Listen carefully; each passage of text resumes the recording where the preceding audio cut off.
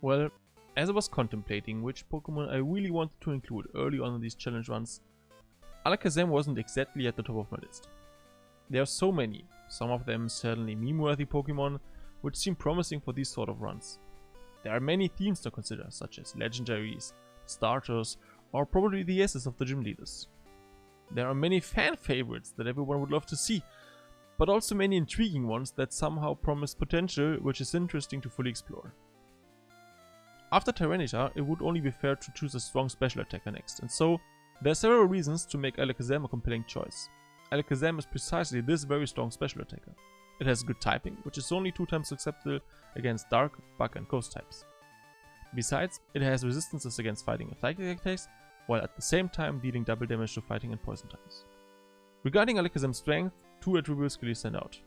The aforementioned 135 base special attack is only surpassed by Mewtwo, so as long as Alakazam hits with special attacks, most fights should be easily manageable. Its speed of 120 is also exceptional. Only 6 Pokemon are on par or better, so the poor defense in HP could be compensated by Alakazam usually being the first Pokemon to act. If Alakazam manages to land a one-shot in every battle, then this would be a relatively relaxed affair. However, this also means a significant challenge against Pokemon with high special defense, as Alakazam has little to counter them. If the Pokemon is also a decent physical attacker, then things can definitely get dicey. Let's look into the moveset. Alakazam starts with Confusion, Kinesis and Teleport. Teleport can save some time twice in the early game. First on the way back from Mr. Pokemon and on a subsequent trip to Falkner. Moreover, I don't need to directly get an Arbor in Goldenrod City and I can spend the money differently. Psybeam is added at level 21 and Psychic at level 38. Recover can be quite useful for regenerating HP. It also has access to Headbutt and Return, which, although powerful, are physical moves and therefore don't quite fit Alakazam's playstyle. Elemental punches, Ice Punch, Fire Punch and Thunder Punch are way more suitable. Since there's also the occasional fight against Dark Pokemon, maybe even Dynamic Punch might be of interest. Alright, enough with the intro and let's get started. As always, the first destination is the Sprout Tower. While it's optional in all generations, I've made this section mandatory to ensure equal conditions for all Pokemon and to avoid having to memorize the dark paths. Alakazam is in the medium store level group, which means that it levels up extremely fast in the beginning.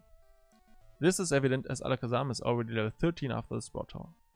With the HM for Flash under our belt, we head to Falkner. Of course Falkner stands no chance against my Alakazam. Just look at the stat difference here.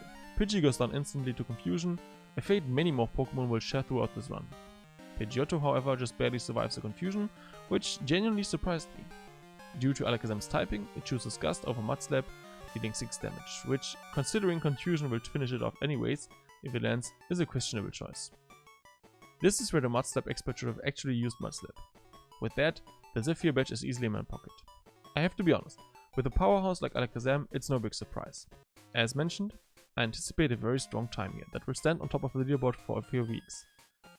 However, achieving this time depends on Alakazam being able to perform the skip after Whitney. But first, the rival and Bugsy need to be cleared out of the way. On my way, I place the egg in the box and then set off. I made a small change here from the run with Tyranitar.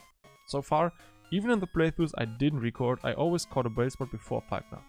However, I found it easier to move this task towards 32 or Union Cave. Bellspot is only on the team for cuts, so there are several options to catch here. Alternatively, I could catch a Sandrit beforehand, or even a Sandshrew in the Union Cave. In this case, my first encounter on Route 32 is a Bellsprout, which will now be our card HM Pokemon. After a brief detour with Kurt into the Slowpoke Well, we move on to the next battle, Rifle 2. This one starts with Ghastly, which of course is no match for Confusion. One use of Confusion is enough and Ghastly is down. Next up is Zubat. As a part Poison type, Zubat means the same fate as Ghastly. Again, just one use of Confusion and our rival stands at Croconaw. I always try to give my rival the starter that is effective against my Pokemon. So if I have a Water type, I give the rival for example Chikorita. However, since Alakazam isn't particularly weak against any of the 3, it doesn't really matter in the end which Pokemon my rival gets. In theory, Croconaw could have already had Bite in his moveset, and then the fight would surely be exciting. But my rival apparently decided against it, and so Croconaw goes down after 2 Confusions. With this victory in the bag, we go straight to Bugsy. The fight here could have been interesting because Bugsy uses Bug Pokemon as the name suggests, and Alakazam is very vulnerable to those attacks as we know. Especially Scyther causes me worry. Metapod and Kakuna, however, are part poison types and thus are likely easy one-shots. Scyther comes out, and Confusion brings it into orange HP range. Even though Alakazam has low defense, it should easily withstand a Fury Cutter. After all, this attack only has 10 base power on the first use, and so it does. With that, the fate here is also sealed. Another use of Confusion defeats Scyther, and the final use ultimately takes down Kakuna, making the Hive Badge now mine. In planning, I was a bit concerned, since Alakazam had only learned Confusion as a damage move up until this point. I wasn't quite sure if it would be enough to handle the section from healing at Kurtz up to and including Whitney. And I could have fallen back on Headbutt if I needed. However, now it looks like with Confusion and Psybeam, which Alakazam learned at level 21, Headbutt won't be necessary. So here's another, albeit small, Tame Saver, as we don't have to get the TM. It's also handy here that we don't need to get Abra. We can pick up Arbor later, because for now it's mandatory to save the PP for Whitney. This is another, albeit minimal time saving measure. So I turn my attention to Whitney, who, with her Miltank, is not quite as intimidating this time around. Alakazam is simply too strong at this point of the game. I start off against Clefairy with Confusion. It deals more than half damage and Psybeam probably wouldn't have one-shotted it anyway, so I switch to Psybeam on the next turn. Clefairy's Double Slap inflicts 10 damage. In some runs, Clefairy, because of Metronome, feels more dangerous than Miltank, and this is one such fight. Thankfully, it didn't use that move. Up next is Miltank, and Psybeam deals more than 50% damage right away. Since Miltank doesn't really have much to counter with, it chooses Stomp. Given Alakazam's poor defense, this isn't a bad idea, and it even triggers the berry, but a second Psybeam is more than enough to secure the Plane Badge. This comes with a handy 12.5% boost to Alakazam's already exceptional speed, so from now on, it's unlikely that Alakazam will be outsped. Subsequently, I quickly pick up the Swirl Bubble and get Fearow from the guard. One day, I'll definitely take Fearow to its intended location. Shortly after that, I make a detour to the market where I first sell some useless attacks and then decide to pick up Fire and Ice Punch. This gives me 30 charges of special attacks with 75 base power, which have more base power than Psybeam, as well as important diversity for my moveset. Psybeam would still be the go-to choice though, as it's a step move. Before heading to Morty, for whom Psybeam will certainly suffice, there's a much bigger challenge ahead. The Kimono Girls. More specifically, one particular Kimono Girl. Of course, Espion as a Psychic type poses some minor problems, but the real issue is Umbreon.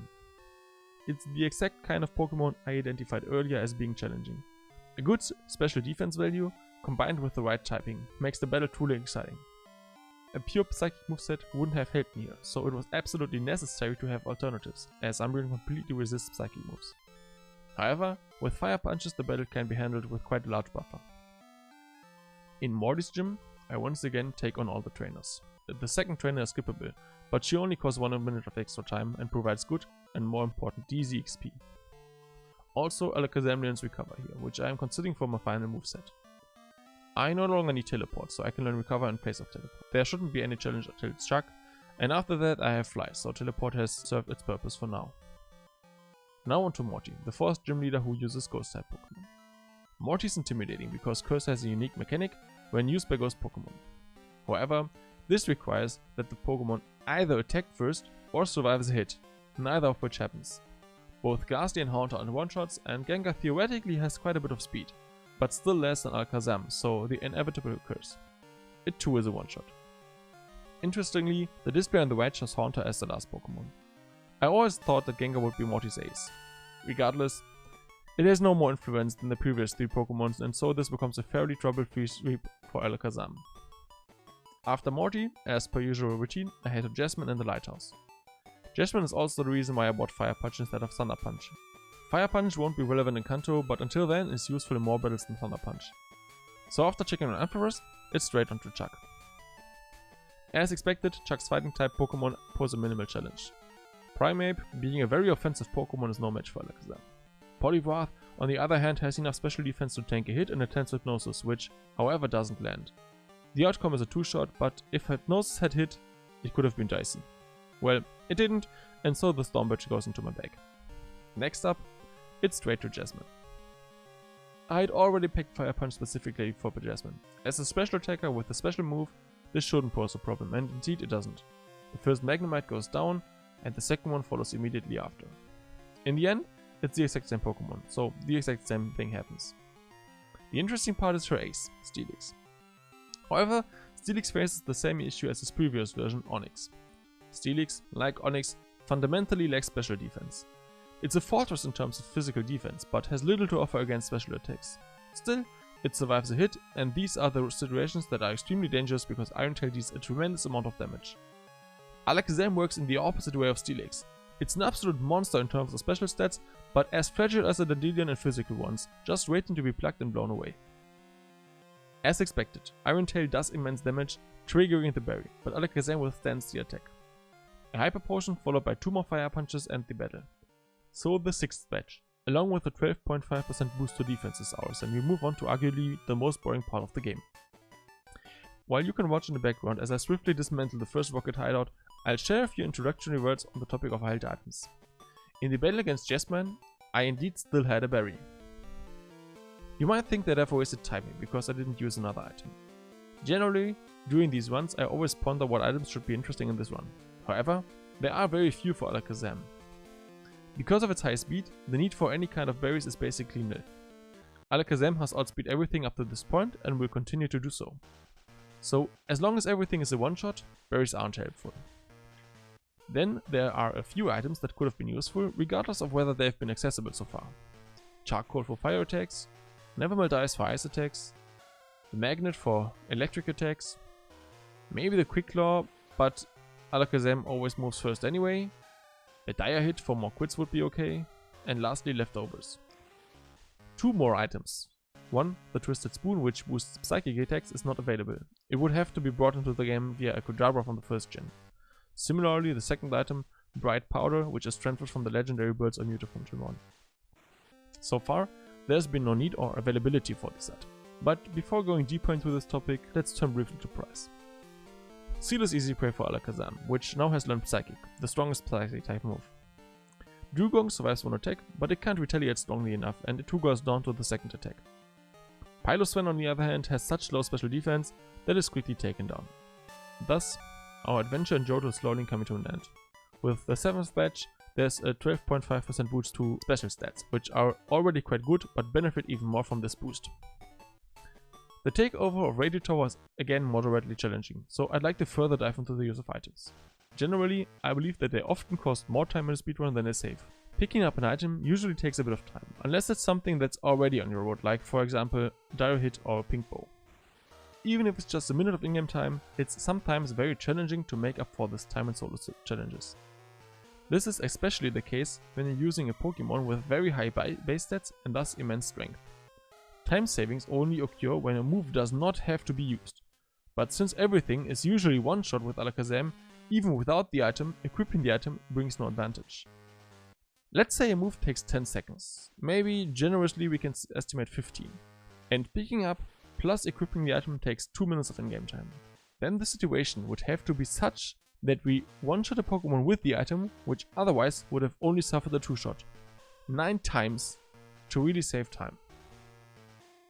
In a one like the one with Alakazam, it's incredibly rare that there's even a second attack, and if there is, it's often the case that even an item wouldn't have boosted it enough to become a one-shot. Therefore, we'll continue to see Alakazam without a held item for quite a while. Now onto the third battle with the rival. As I mentioned in the beginning, it's not overly interesting which Pokemon we give to it. The 4 Pokemon apart from the starter are set and independent of the starter. Golbat is an easy target for Ice Punch, but Psychic would have done the job just as well. Next, our rival sends us Sneasel, which as a dark type at least has a promising typing against Alakazam. Unfortunately, despite its high speed, it's still too slow and it also has Ice as a secondary type, which means a Fire Punch is enough to send it off the field as quickly as it entered. Now comes the starter, Feraligatr into play. I don't even have Thunder Punch here, but it's not necessary at all. A Psychic is enough to defeat it. Typhlosion would have looked exactly the same, and Meganium would have been vulnerable to both Fire Punch and Ice Punch. But it comes down to the fact that everything would have been a one-shot, just like the following Pokemon Magnemite, which takes a one-shot from Fire Punch, and Haunter, which takes a one-shot from Psychic. And with that, the third rival battle and the takeover of the Radio Tower are essentially over. However, there's actually one more interesting battle in the Radio Tower, the fight with the last Executive. This one has a Houndour and Houndoom, both of which are dark types, and one thing is clear with Alakazam. Dark types are a real challenge. Especially when it's a dark fire type, which means both Fire Punch and Ice Punch are not very effective. And if I also don't heal or save beforehand because I'm so focused on heading towards Claire that I totally forget this fight. So Houndour enters the field and goes down to 2 Ice Punches, but Alakazam has just over half of its HP left. And with Houndoom, a significantly more dangerous challenge still waits in the Executive's team. Houndoom comes into the field and luckily Ice Punch quits, because Houndoom's feint attack sends Alakazam into the red zone. I take a big risk here, because whether a second Ice Punch will be enough to defeat Houndoom is going to be very close. The safe play here would of course be to use Recover, but in the mode I'm in at this stage of the game, I opt for Ice Punch anyway, and it works.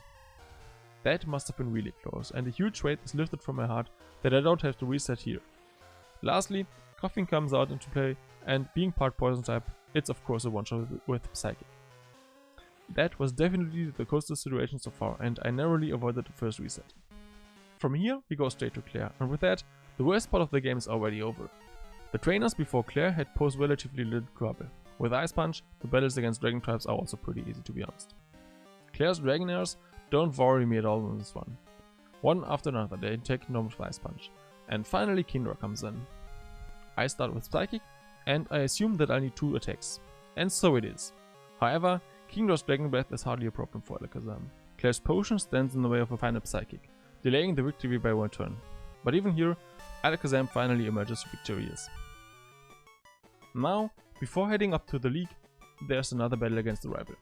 We already know how this is going to go. This time he opens with Sneasel and Fire Punch takes care of it. For Golbat, we still have Ice Punch on our repertoire, which is enough to take it down with a one-shot. Generally, his team here isn't much better than in the Radio Tower. Magneton succumbs to Fire Punch and Haunter falls to Psychic as usual. Now comes a new addition, Kadabra, but it doesn't stand a chance against Ice Punch. For Relegator is still a one-shot for Psychic, and with that, nothing stands in the way of the title. At least, that's what I thought. First on the agenda is Will. His Pokemon might be Psychic types on paper, but deep down they seem to have wanted to be vulnerable to other types. Zato is up first, and since it's part Flying, 1 Ice Punch is enough.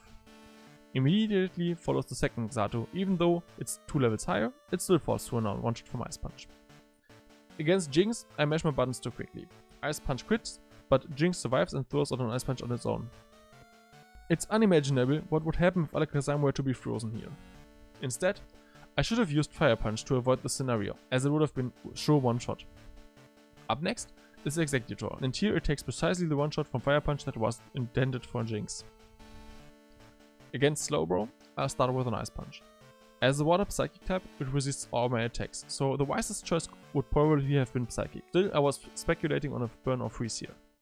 Slowbro then boosts a special defense with Amnesia, and I'm left standing like a lemon. This means my already ineffective attacks are now even less effective. However, this battle is essentially super safe.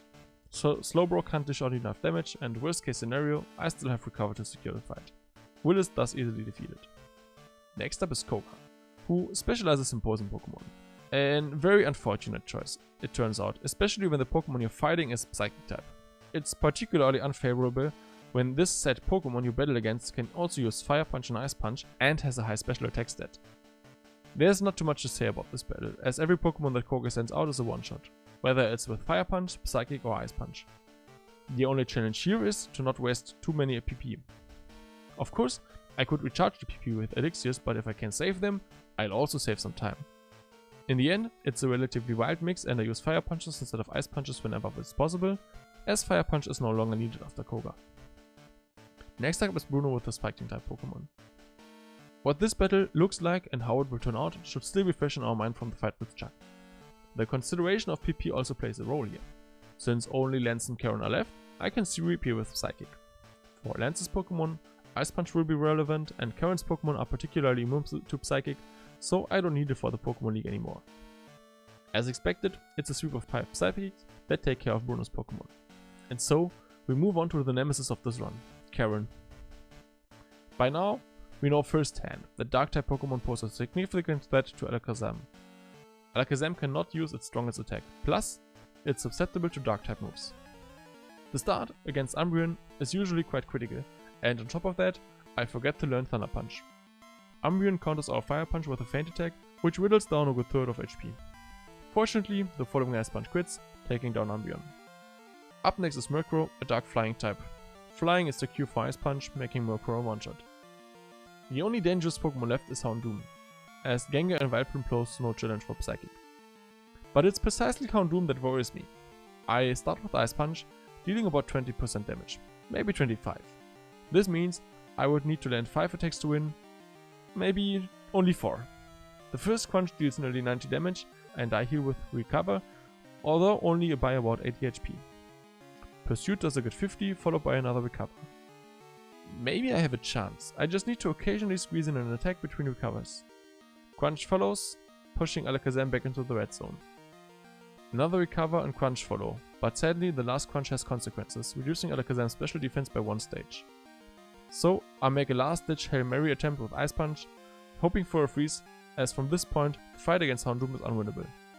Ice Punch doesn't freeze, and with that Alakazam's first reset is sealed. So it's back to square one. Off we go to Will. The fight goes as it did the first time. Both Xandos fall to Ice Punches, this time I correctly choose Fire Punch against Jinx, and once again, one Fire Punch is enough against Executor. Slowbro comes in, and this time I use Fire Punch. It's still all non-effective, but Psychic would still be the best choice. Slowbro starts again with Amnesia, boosting its special attack only to use Curse next turn. A Body Slam, which of course paralyzes Alakazam, follows the curse. After another Body Slam comes a reset. But why? For this, I need to share the thoughts of the fight. During the fight, I wondered if there wasn't a better strategy against Slowbro, like Thunder Punch for example. And then I've got the fight against Karen in mind, where that's also planned. And in that moment, don't ask me how or why, I realized that I didn't buy the TM at all in Goldenrod City. Considering the time aspect, this is of course super annoying, so it's back to Goldenrod to fetch the TM. Something else I should have done, pack the TM for return, but more on that later. With the TM in the bag, I now head back to the league. This little detour costs a good 2 minutes of in-game time, just to give you a small comparison of how long it takes to pick up held items. With Thunder Punch in my arsenal, it's time to kick off. However, as in the first attempt, I'll keep Fire Punch until Koga. Now standing in front of Karen again, I teach Alakazam Thunder Punch as planned. This gives it a neutral attack against Houndoom and hopefully allows to two-shot it. Alakazam should be able to tank one attack from Houndoom. I start against Umbreon with Thunder Punch. The reason being, I have only 7 charges left for Ice Punch in this attempt, 6 of which I need for lands. Otherwise, of course the chance for a freeze would have been helpful here too, since Umbreon starts with the signature move Sand Attack. Feint Attack follows my second Thunder Punch, but with reduced accuracy the fight becomes challenging. My Thunder Punch misses, and Umbreon uses Feint Attack again, pushing me into the orange HP range. This is problematic, because as we know from the first attempt, Crunch deals about 90 damage. That's how much HP Alakazam needs to tank an attack. Murkrow of course goes down against Thunder Punch, no questions here, and Houndoom follows. There's still a theoretical chance since Pursuit only dealt about 50 damage. If I land both Thunder Punches and Houndoom uses Pursuit, the fight isn't over yet. But of course, things go as they must.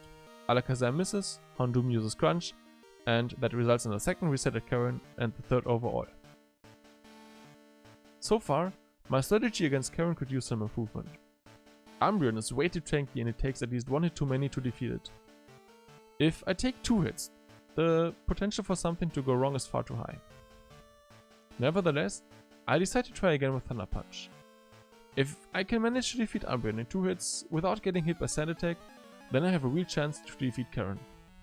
Umbreon comes out and starts with a completely new strategy, Confuse Ray. Alakazam of course hits itself and Umbreon follows with Feint Attack. 2 Thunder Punches and a Feint Attack later, I reach Murkrow with only 36 HP. Again, a single Thunder Punch is enough, although I should have considered using Recover once or twice against Murkrow. Houndoom comes out and I check how much damage Thunder Punch does. As I thought, it's over half and moreover, out of healing range. So far, it looks quite promising. Well, besides my HP, Houndoom uses Pursuit and the battle is over. Karen 3, Alakazam 0. In 2 out of 3 battles now, Umbreon has made my life a living hell. It wasn't so much Houndoom that was the challenge here, but Umbreon.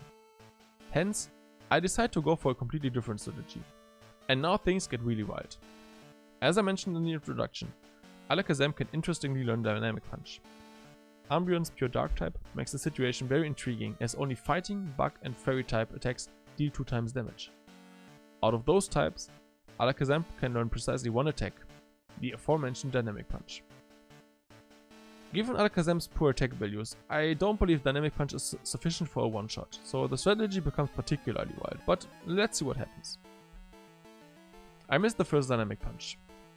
That was to be expected after all, the move has only a 50% hit rate. Umbreon uses Confuse Ray and confuses me, adding another hurdle. With a 50% hit rate and confusion, I hit myself. A feint attack follows and Alakazam is left with 89 HP.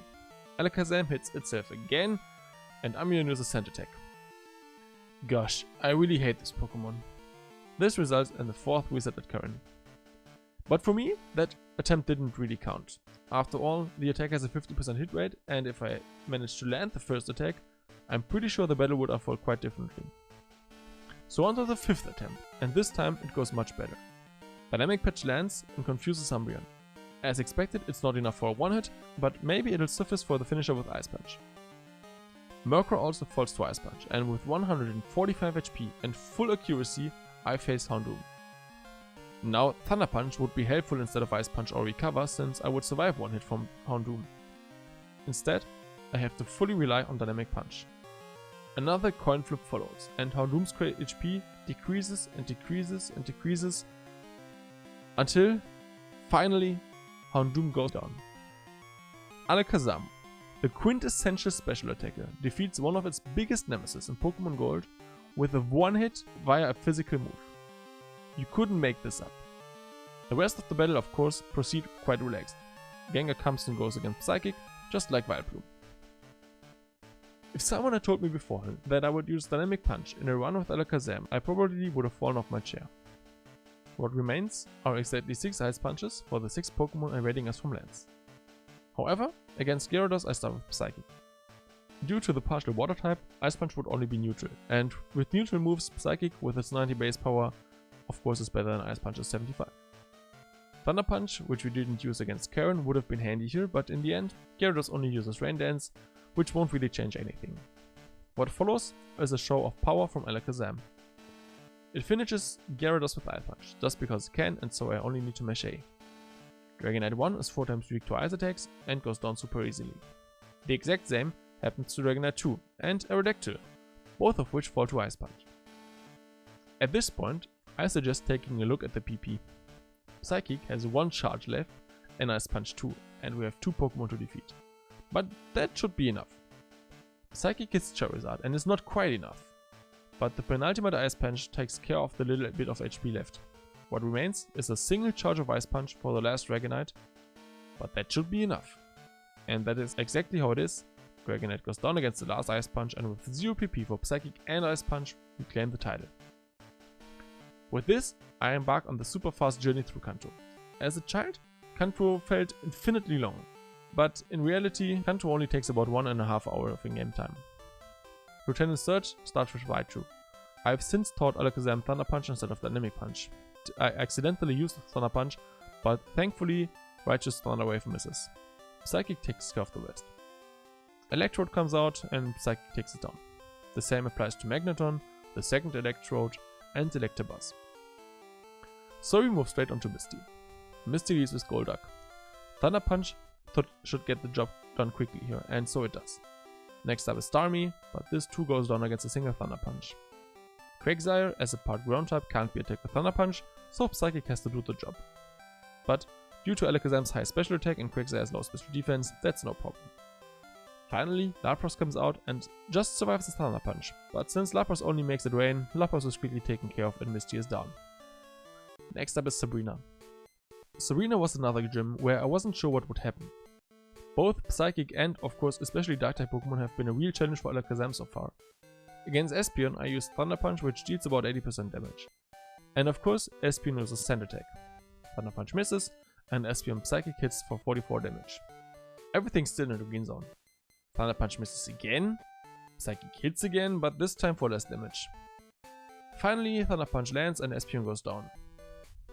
I'm already somewhat concerned about Red's Espeon, which is another 30 levels higher. But before I can think about Red, I have to take care of Mr. Mime. My missed Thunder Punch is followed by a barrier. Well, you go ahead and boost your defense against Alakazam.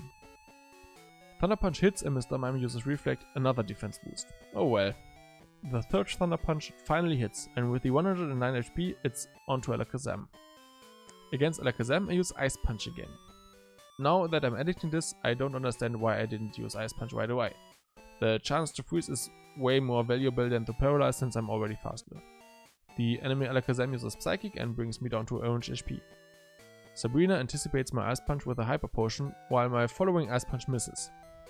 In the next move, I start with Ice Punch and Alakazam responds with Psychic. It's back in the red HP again, but my Ice Punch still misses. That single sand attack from Espion is driving me crazy at this point. Alakazam uses Recover and heals itself, but that won't be enough. Can I please hit now? Ice Punch misses. This can't be real. Alakazam uses Psychic, I'm left with 39 HP. I should be able to endure another Psychic if necessary, so I decide to go for Ice Punch. Offense still is the best defense, and finally Ice Punch hits and I have Sabrina's badge in my pocket. Now, a lot of sweep badges should follow. First up is Erika. Tangela takes an Ice Punch and is defeated. 45 special defense at this stage of the game isn't particularly promising. Jumpluff follows right on the heels and also goes down against Ice Punch, just like Bellossom and Victory Bell afterward. With that, I now have 12 badges in my pocket and still are under 5 hours of in-game time, which is an insane time. Next up is Brock. All of his Pokemon have really low special defense stats, so even with the effectiveness of Ice Punch, I opt for Psychic here. Against Omastar and Kabutops, I'd have to use Psychic anyway, and I'm convinced that Psychic will one-shot the rest of this Pokemon too. That's exactly how it goes. Since Omastar uses Protect, Brock is done after 6 Psychic moves. Badge number 13? Check. We surf on over to Blaine, who's set up similarly to Brock. Psychic 1 swiftly ends his Magcargo's brief appearance. Psychic 2 follows against Magmar, and Psychic 3 against Rapidash. I'd love to elaborate more on this section of the game, but the battles are so incredibly easy and quickly over that I barely have time to offer any grand speeches. After Blaine, it's straight on to Janine, the penultimate gym leader. Janine has a tough draw. Due to the route, she's the second last gym leader and has to face Pokemon far above her level. Janine has the lowest level Pokemon of all gym leaders in Kanto, which would imply that she's intended to be the first gym leader for you to face when you arrive in Kanto. However, on the way towards her, you will come across Surgeon Erika or Surgeon Misty at the very least. Or, as in this case, all of the other gym leaders except Blue. Well, during this monologue she's been taken care of too, and we move on to Blue. Blue is the only gym leader in Kanto who really puts up a fight. Of course, unlike the other gym leaders, Blue doesn't follow a specific type of Pokemon, but rather has a more balanced team. He's actually a good warm-up for the battle against Red. Against Pidgeot, Alakazam starts with a Thunder Punch, which is very effective and results in a one-shot. Next up is Blue's Alakazam, and after I felt I had better experience with Ice Punch against Sabrina, I use it here too. Alakazam responds with a Pointless Reflect, and the second Ice Punch takes care of the rest. Rhydon, thanks to its ground typing, is susceptible for Ice Punch and goes down in one shot. For Gyarados, I have Thunder Punch this time, and thanks to its 4-time effectiveness, this too results in a one shot. Ice Punch gets the job done against Executor, and what remains is Blue's Arcanine, or Arcanine, Arcane, who knows. Psychic doesn't quite do enough damage and leaves Arcanine surviving in the healing range. By now, you may have realized that I've given Alakazam the leftovers. Blue uses a full restore, I respond with Psychic again. Again, Arcanine is in the healing range and Blue uses another full restore, while I use Psychic again. One more Psychic is enough to bag the 16th badge. And so, we're on to the final battle with Red. I've used all the rare candies and leveled Alakazam up to level 72. The battle begins with Red's level 81 Pikachu. Fortunately, it goes down with a single use of Psychic. As you can see, however, I didn't recharge my PP at the Pokemon Center beforehand. I hope that doesn't come back to haunt me. I start against Espion with Ice Punch, which inflicts just under half damage. As long as it doesn't use Mud Slap, I'm safe. Reflect is a very good move for me. The second Ice Punch brings Espion into red HP. Espion uses Psychic, but thanks to the leftovers it only deals 26 damage. With 182 HP, I move on to Snorlax, which I'm generally afraid of. Unlike Umbreon, which is annoying with status moves, Snorlax is truly dangerous, already having 191 special defense. It also has Amnesia, and I have only special moves. I'll start with Psychic, which promises the most damage. It does about the third, and then what has to happen, happens. Snorlax uses Amnesia. This thing now is almost unbeatable, and Snorlax has 192 attack at the same time. A body slam from Snorlax will really, really hurt. This is real crossword in this attempt, and there's only one thing that can help me now. Ice Punch and the Freeze. Otherwise, Snorlax will just do too much damage, which I can't counteract with Recover. Plus, if I manage to get it low, it will heal itself with Rest. Let's hope for the best, and oh my god, we get the Lucky Freeze with Ice Punch. An absolutely outstanding move by Alakazam. I can hardly believe my luck at this point, but look at how little damage Psychic does. From an Alakazam with Stab and 282 special attack, it's absolutely insane. But of course, now I have all the time in the world to whittle down Snorlax. Snorlax finally gets down, and thus the prospects are extremely good. Charizard comes in and Thunder Punch is very effective. That should be enough, but it's not. Flamethrower does decent damage, but the second Thunder Punch takes out Charizard. Next up is Blastoise, which is also susceptible to Thunder Punch. The AI likes to use Rain Dance here, similar to Sunny Day from Venusaur, but not in this attempt. Instead, Blastoise goes straight for Surf, which does good damage, but not nearly enough. Another Thunder Punch takes out Blastoise and we're facing the last Pokemon. Venusaur comes in and, due to its partial poison typing, it is very weak to Psychic. Will it be a one-shot? The seconds tick away, and yes, it's a one-shot, and Alakazam defeats Red in an amazing time of 5 hours, 30 minutes and 24 seconds, with 5 resets, which result in a final time of 5 hours, 32 minutes and 54 seconds. This time is a time that I'm really happy with. Back in my last one with Tyranitar, I was a bit down because I thought Tyranitar could have done much better. But now, seeing the time of Alakazam, I even feel twice as happy, because A, Alakazam has now a really good time, and B, the time from Tyranitar after all isn't that bad as I thought.